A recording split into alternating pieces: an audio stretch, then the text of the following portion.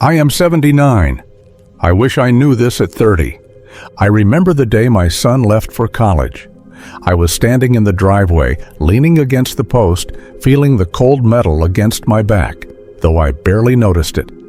He climbed into his old car, the one he had saved for years, and waved. I waved back, but I didn't realize then how much of me was staying behind in that driveway. The engine hummed and faded down the street, leaving a quiet that settled around me. I felt proud, of course, but beneath that pride, there was a small, tight ache I didn't fully understand. It was quiet, steady, the kind of ache that makes your chest feel heavy but doesn't scream. I didn't know then that it was the echo of a life I had missed noticing. I think back to when I was 30. I was a different man then, though I didn't realize it. I had a decent job, a small apartment, a steady paycheck, and enough ambition to keep me awake at night. I measured myself constantly against my friends, my colleagues, even strangers on the street. I wore the right clothes, I spoke the right way, I tried to seem calm even when I wasn't. And I worked. I worked as if every hour I spent at the office, every extra project I took on, was a step toward something I thought would make me happy. But it didn't. Not really. My mornings were always rushed. I'd wake before the sun, pour a coffee that was never quite hot enough, and toast a slice of bread, always burning the edges a little. I'd eat quickly at the kitchen table while scanning the newspaper or thinking about the day ahead. Sometimes I'd glance out the window at people walking their dogs or sitting quietly on benches, and I'd feel a mix of envy and irritation. Why did they have time to pause, to enjoy the morning? I didn't understand then that their lives, slow and steady as they seemed, were rich in ways I didn't know how to measure. Evenings weren't much better. I'd come home tired, drop my briefcase by the door, and make dinner that was functional rather than enjoyable. My wife would sit across from me, sometimes talking, sometimes quiet. I would nod, polite, but my mind was elsewhere, always thinking about tomorrow, always planning, always strategizing. The weekends were marginally better. I'd run errands, repair little things in the apartment, attend social obligations that never felt necessary. I missed the subtle moments, the quiet laughter at breakfast, the slow walk in the park, the way a shared glance could mean more than words. I had small victories, of course. Promotions, raises, recognition at work. I traveled occasionally. I took my wife to dinners I thought she would enjoy. But none of it filled the quiet spaces in the evenings, the hollowness that slowly grew while I thought I was building a life. The first time I truly felt loss was when my father died. I was in my 40s. I hadn't spent enough time with him. I had been too busy trying to be someone he would notice, someone my colleagues would respect, someone I thought I wanted to be. I didn't notice him sitting quietly in his living room, waiting for conversations I never had. I thought I could make up for it later, but I learned too late that there is no later for some things. You can't reclaim what you didn't give. Life marched on, children grew, jobs changed, houses moved, friends came and went. Years blended together. I would look at photographs of myself at 30, 40, 50, and barely recognize the man in the frame.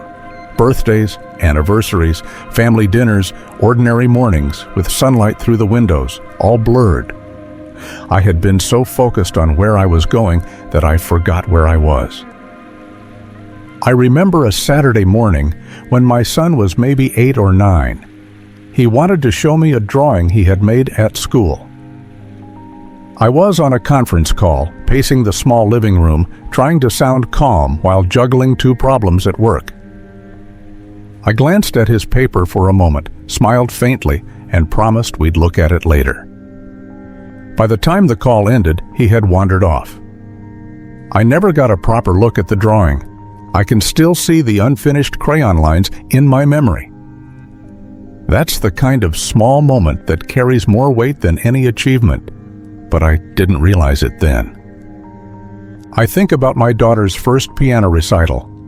I arrived just in time, slightly out of breath, and watched from the back of the small hall.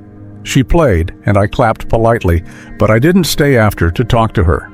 I had a meeting to prepare for, emails to answer. I didn't notice the proud, hopeful look in her eyes that begged me to linger a little longer. These moments, small as they seemed, were building memories that she would carry, and that I almost missed. Even the routines of life passed without notice. The way I used to sip coffee on a quiet Sunday morning, reading a book I never finished. The way I would sit by the window watching the rain, thinking about nothing and everything at the same time. The way my children would run into the kitchen laughing while I tried to flip pancakes. All ordinary, all unnoticed at the time. I thought I was living, but I wasn't fully present. I remember my wife's last years. She grew quieter, more patient with my absence. I thought I was being responsible, working harder to ensure our security. But in reality, I was absent in ways I could never measure. I didn't notice her sighs, the small adjustments she made to keep life running smoothly. I didn't notice her smiling at things I would never see.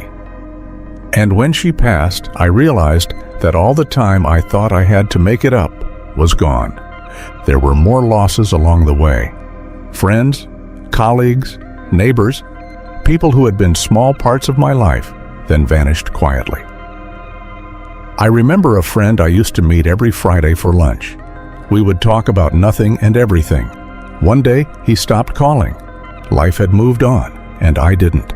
I never understood how much I had relied on those ordinary conversations for comfort, for companionship, until they were gone. I wish I had understood at 30 that happiness isn't in climbing higher, earning more, or being seen as strong.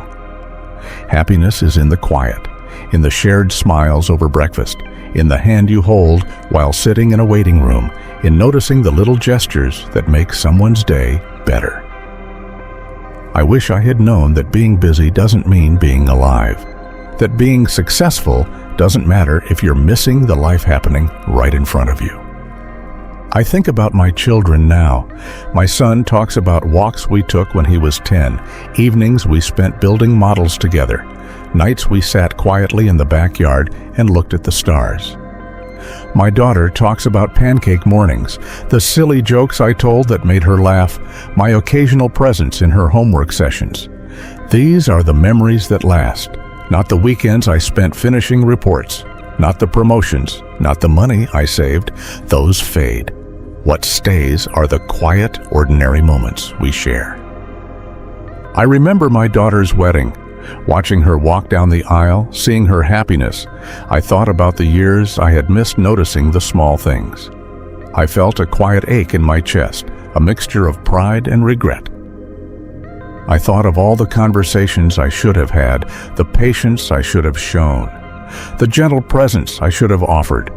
I could see it in her eyes, love, hope, a future, and I realized how little I had truly noticed the life I already had. Life is full of lessons, though most come slowly. I remember sitting in my armchair on quiet evenings, reading a book I never quite finished, listening to the wind outside, noticing the way light changed across the walls. I notice the small things now, the texture of old photographs, the weight of a coffee cup in my hand, the quiet laugh of a grandchild. These are the moments that last. These are the memories that matter. I try not to dwell on regret, though it is always there, but I try to notice now. I reach out to friends I haven't spoken to in years. I call children and grandchildren just to listen. I sit with people, quietly, without rushing. And in those moments, I feel alive in ways I never did when I was rushing through life. If I could speak to my 30-year-old self, I would say something simple. Pay attention. Listen. Sit with people. Don't measure your worth by achievements, possessions, or status. Measure it by how much you care and how much love you give. Don't wait for a perfect moment to say, "I love you," or "I'm sorry," or "thank you." These moments are the ones that stay, the ones that matter. Life is short in ways you don't notice until it's too late, but it's also long in ways that give you chances to change, if you notice. Take the time right now to reach out to someone you care about. Call them, sit with them, tell them what they mean to you. Don't wait. There is no later that can undo what you missed today. If this story resonates with you, share it. Leave a comment. Tell me your story. Tell me what you wish you had known. Subscribe if you want to hear more reflections from someone who has walked a long road, made mistakes, and learned what truly matters, not in theory, but in quiet, ordinary life. In the end, what matters isn't the things we chase. It's the people we share our time with, the quiet moments we notice, the love we give without thinking. Everything else fades. Everything else is just noise.